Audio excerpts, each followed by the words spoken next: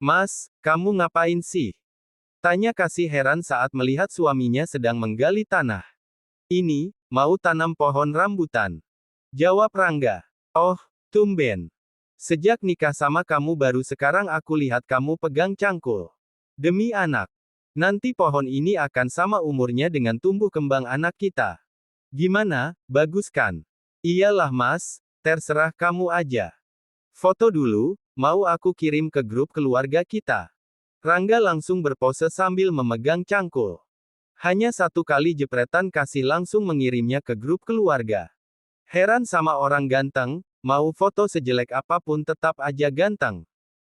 Kata Kasih seraya menggelengkan kepalanya. Rangga yang sudah selesai menanam pohon rambutan langsung masuk ke dalam rumah. Pria ini bergegas mandi karena hari sudah sore. Senja berganti malam, Rangga dan Kasih sedang bersiap-siap untuk tidur. Seperti biasa, sebelum tidur Kasih harus menghabiskan segelas susu hangat yang selalu dibuatkan oleh suaminya. Sini, Mas peluk.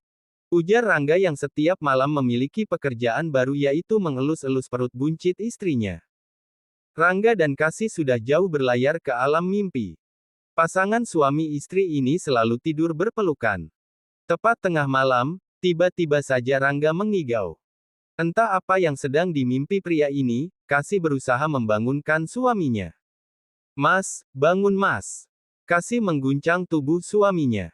Maafkan aku, jangan buat anakku seperti ini. Ucap Rangga yang belum bangun. Mas bangun, mas bangun. Beberapa kali Kasih membangunkan suaminya tapi tetap saja Rangga tak kunjung bangun. Mau tidak mau Kasih mengambil air lalu menyipratkannya ke wajah Rangga. Wah! Rangga yang kaget langsung bangun dan duduk. Mas, kamu kenapa? Kamu mimpi apa? Tanya Kasih khawatir karena wajah suaminya saat ini menunjukkan ekspresi tegang. Sayang. Rangga langsung mengelus-elus perut istrinya. Mas, kamu mimpi apa? Tanya Kasih penasaran. Duh, Mas mimpi kalau kamu itu lahiran. Tapi, wajah anak kita sama persis dengan wajah palsuku dulu. Giginya tonggos, ada tompel besar di atas jidatnya. Terus, anak kita marah sama Mas, katanya Mas penyebab dari semua ini.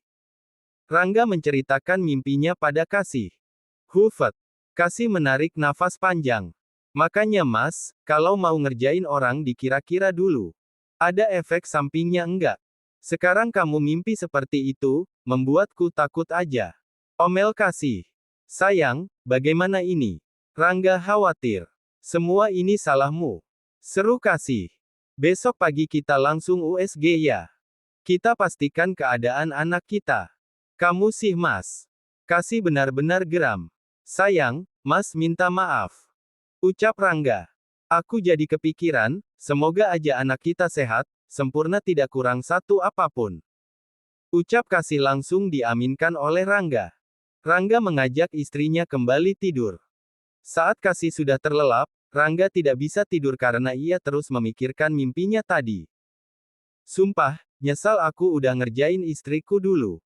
Batin Rangga. Tidak mungkin ia akan menceritakan mimpinya pada kedua orang tuanya karena sudah pasti Rangga akan dimarahi habis-habisan. Malam telah berganti pagi, selesai sarapan Rangga langsung mengajak istrinya pergi ke rumah sakit yang ada di kecamatan tersebut. Meskipun belum masuk jam kerja, Rangga rela merogoh kocek untuk memanggil dokter kandungan tersebut agar datang lebih cepat. Bagaimana keadaan anak kami, dok? Tanya Rangga dengan wajah panik. Sehat pak, semua nutrisi juga cukup. Nah, ini bapak dan ibu bisa lihat sendiri perkembangannya di layar monitor.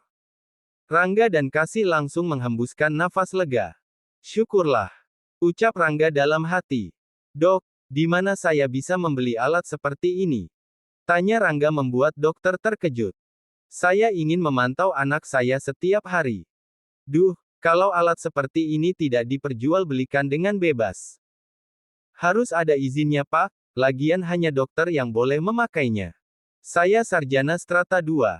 Kuliah di luar negeri dan saya juga ada gelar dokter, jadi saya boleh dong membeli alat ini untuk dipakai secara pribadi. Dokter melirik ke arah Kasih lalu menggaruk kepalanya tak gatal. Tapi bapak bukan dokter kandungan kan? Mas, apaan sih? Bikin malu aja. Gelar kamu memang dokter, tapi kamu gak pernah kerja di rumah sakit. Itu semua salah papa. Anak mau jadi dokter malah disuruh ngurusin perusahaan, perkebunan dan pabrik. Awas aja Pak tua itu, sahut Rangga mengomel. Duh, maafin suami saya, dok. Lagi dapat mungkin. Dokter hanya tersenyum, baru kali ini ia mendapatkan pasien yang luar biasa aneh. Pulang dari rumah sakit Kasih dan Rangga mampir ke toko kue. Berbagai macam jenis kue dijual mulai dari kue tradisional maupun yang kekinian. Bu, tiba-tiba aku pengen makan arem-arem. Itu loh Bu, yang dibungkus seperti pocong dari daun pisang. Jelas Rangga. Sepertinya masih, sebentar itu ambil dulu. Tapi dari tahu Bu, tahu yang dibecek-becek gitu. Kamu ngidam? Tanya Bu Erni. Mas, ada-ada aja. Seru Kasih. Boleh minta tolong dibuatin Bu? Senyum Rangga lebar. Boleh, nanti biar diantar sama Nada ke rumah kalian. Wah, terima kasih Bu. Ucap Rangga. Mas, itu Bu Wiwin pasang pelang kalau rumah dan tanahnya dijual. Ada niatan mau beli gak? Tawar Nada. Loh, kok dijual? Kenapa? Tanya Kasih heran. Itu, si Dito ketahuan nikah lagi sama Arum, gadis kampung sebelah. Si Mia di Madu, lebih tepatnya mereka menikah secara diam-diam. Ujar Bu Erni memberitahu karena Kasih dan Rangga tidak tahu kabar ini. Ah, seriusan kalau Dito nikah lagi? Tanya Rangga tak percaya. Iya Mas, nikah lagi karena katanya Mia gak mau dicerai makanya nikahnya diam-diam. Jelas Nada. Wah, mantan kamu hebat juga ya sayang. Masih muda istrinya sudah 2. Berani macam-macam sama anak ibu mixer kamu. Ancam Bu Erni sambil mengangkat mesin pengadon kue. Bercanda Bu, sumpah bercanda. Gini kok kuliah sampai S2 tapi kalau ngomong asal keluar aja. Gerutu Kasih. Terus, kalau S2 hidup harus tegang mulu? Tanya Rangga. Heran sama kamu, apa-apa dibawa serius. Ah, udah berisik. Sana pulang. Usir Bu Erni. Jangan lupa pesananku ya Bu, ucap Rangga. Iya, iya. Rangga dan Kasih pun memutuskan untuk pulang. Mas, serius mau beli rumah dan tanah milik Bu Wiwin? Tanya Kasih. Nanti Mas bicarakan sama Papa dulu. Tapi, apa mereka mau menjualnya pada kita? Kasih hanya mengangkat kedua bahunya menanggapi. Ada calon istri. Tumben datang kemari, ada apa? Tanya Dava yang salah tingkah saat melihat kedatangan Nada ke rumah kakak iparnya. Mau nganterin ini Mas, jawab Nada seraya mengangkat bungkusan plastik. Wah, buat Mas ya? Ya ampun, calon istri baik banget. Dava langsung mengambil bungkusan yang di tangan Nada.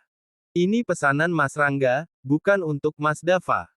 Jawab Nada membuat ekspresi Dava berubah datar apalagi Rangga yang mendengar semua ucapannya langsung tertawa. Makanya, kalau jadi manusia gak usah percaya diri banget. Kena batunya jadi malu sendiri, ucap Rangga mencibir. Mas, apaan sih?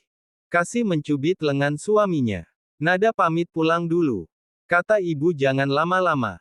Gadis ini pun pamit pulang, Dava yang kesal hanya bisa duduk diam dengan hati sebesar buah semangka. Rangga mengajak istrinya pergi ke taman samping untuk menikmati pesanan Rangga tadi siang.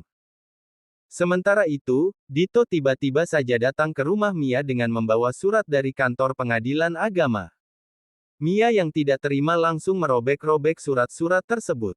Tega kamu jahat. Ucap Mia dengan isak tangisnya. Selama ini aku sudah setia sama kamu tapi kenapa kau tega menikah diam-diam di belakangku? Dibanding aku, kau jauh lebih jahat. Sahut Dito. Selama menjadi istriku, apa kau pernah bersikap baik padaku? Menghargai dan melayaniku layaknya seorang istri. Yang ada kau malah menghinaku bahkan mencemooh setiap hari. Belum lagi ibumu yang selalu ikut campur dan menyalahkanku. Tutur Dito panjang lebar. Mia hanya bisa menangis. Tapi gak gini juga caranya Dito. Kau mamaduku. Kau sendiri yang menantangku. Sahut Dito. Apa kau lupa jika kau pernah menyuruhku untuk mencari perempuan yang bisa mengurusku dalam segala hal? Dito, aku. Ah, sudahlah Mia. Lagian kita menikah waktu itu hanya untuk membuat kasih cemburu saja. Aku tidak mencintaimu lagi. Perceraian adalah jalan satu-satunya untuk hubungan kita. Aku gak mau jadi janda. Setelah aku tidak bisa memiliki anak, kau mencampakkan aku begitu saja. Aku selalu memberimu kesempatan untuk berubah. Tapi, kau selalu merendahkan aku. Menyumpahi bahkan selalu menghinaku, apapun yang aku berikan padamu tidak pernah kau anggap ada. Kau dan Arum berbeda, dia perempuan sederhana yang selalu bersyukur bahkan dia dengan senang hati mengurus diriku. Dito, pikirkan lagi dong. Ujar Bu Wiwin meminta. Tidak bisa. Tolak Dito. Kedua orang tuaku juga sudah sepakat menyuruhku untuk bercerai dari Mia. Dito kemudian pergi, pria ini sama sekali tidak memperdulikan Mia yang saat ini sedang menangis histeris. Bu Wiwin hanya bisa menenangkan anaknya. Mau bagaimana lagi? Semua sudah terjadi. Keesokan harinya, Dava merasa senang saat Rangga dan Kasih mengajak dirinya pergi ke rumah Bu Erni.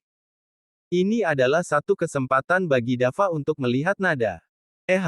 Dava berdeham. Ya ampun, calon istriku rajin banget. Pagi-pagi udah jemur baju aja. Heh. Rangga menendang kaki Dava. Ibu mana? Tanya Kasih pada adiknya. Ada di dapur, lagi masak. Jawab Nada. Kasih berjalan masuk ke dalam rumah sedangkan Rangga dan Dava duduk di teras rumah. Sorot mata Rangga tajam saat melihat seseorang membuka pagar rumah Bu Erni. Belum juga sarapan, udah ada yang bikin masalah aja. Ujar Rangga. Siapa? Tanya Dava heran. Tuh. Rangga menunjuk ke arah Mia yang berlenggang santai. Di mana Kasih? Tanya Mia dengan wajah marah. Apa urusanmu mencari istriku? Tanya Rangga dengan wajah dingin. Ini orang gak ada habis-habisnya cari masalah. Sana pergi. Usir Nada. Gara-gara mbakmu itu, rumah tanggaku hancur berantakan. Ucap Mia yang selalu menyalahkan Kasih. Apaan sih? Gak jelas banget. Sahut Nada. Pergi sana. Usir Rangga. Rangga. Sebentar lagi kau dan keluargamu itu akan menerima karma karena keluargamu sudah tidak amanah menepati janji. Pergilah. Sekali lagi Rangga mengusir. Kau masuk ke halaman orang dan membuat keributan bisa saja aku melaporkanmu ke polisi. Ancam Rangga. Kehidupan keluargamu sekarang adalah balasan atas perbuatan kalian sendiri. Kenapa harus menyalahkan aku? Kasih baru saja keluar dari dalam rumah. Dito menceraikan aku, semua gara-gara kau. Mia menunjuk wajah Kasih. Dito menceraikan kau karena sikapmu sendiri. Dito yang menikah lagi kenapa aku yang disalahkan? Lucu banget makhluk satu ini, cibir Dava. Cepat pergi sana. Usir Rangga yang jengah. Mia mendengus kesal, wanita ini langsung pulang. Biarin aja, gak usah diurusin. Kalian sarapan dulu, ujar Bu Erni. Nada menggelar tikar, ia dan ibunya mulai sibuk mengangkut makanan dari dapur. Calon mantu bantuin ya Bu, ucap Dava dengan senyum lebarnya. Seketika sorot mata tajam Rangga mengikuti setiap langkah Dava. Ya ampun, sarapan pagi menggelar tikar ditambah pemandangan indah seperti ini. Di kota mana ada? Ucap Dava. Bisa diam gak? Sentak Rangga. Mas, udah deh. Biarin aja, heran sama kamu suka banget ganggu. Kasih menegur suaminya. Suamimu ini tidak bisa melihat orang bahagia. Maunya dia aja yang bahagia, orang lain jangan. Sahut Dava kesal. Sekali lagi bicara akan ku kirim kau kembali ke kota. Ancam Rangga. Kalian ini ribut mulu, menghadap rezeki itu jangan bertengkar nanti rezeki takut datang, ucap Bu Erni langsung membuat Rangga dan Dava terdiam. Mereka makan bersama-sama, bahagia sekali jika dilihat. Rangga yang berasal dari keluarga kaya dan terpandang mau duduk di bawah makan bersama-sama. Selesai makan mereka duduk-duduk di teras sebentar sebelum akhirnya Rangga dan Dava harus pergi ke pabrik. Kamu mau kemana? Tanya Kasih pada adiknya. Mau ke sekolah Mbak, ada yang mau diurus. Jawab Nada. Oh, Minggu depan kamu sama Mas Rangga akan pergi ke kampus. Jangan lupa siapkan semua berkas, dicek lagi takut nanti ada yang kurang. Iya Mbak, jawab Nada. Nada pergi, Kasih dan ibunya masuk ke dalam rumah. Kabar Dito, pria ini merasa lega setelah ia bisa lepas dari Mia. Pria ini benar-benar menyesal sudah menikah dengan Mia. Tidak ada yang menyalahkan Arum, bahkan semua orang mendukung keputusan Dito yang menikahi Arum dan menceraikan Mia. Rasa-rasanya sudah tidak ada tempat lagi bagi Mia dan Bu Wiwin untuk tinggal di kampung ini.